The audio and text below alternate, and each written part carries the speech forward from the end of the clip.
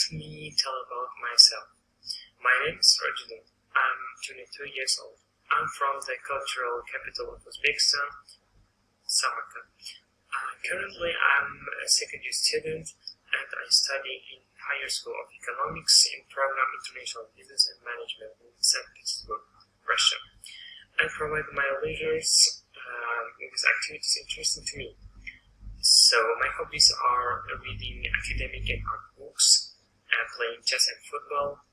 In addition, I go to gym 3 times a week.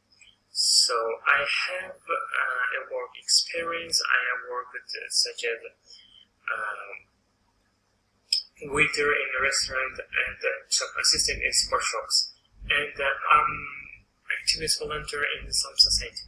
My primary goal to visit to America is remove language barrier, speak fluently in English, of course, travel America, develop professional skills, and earn some money.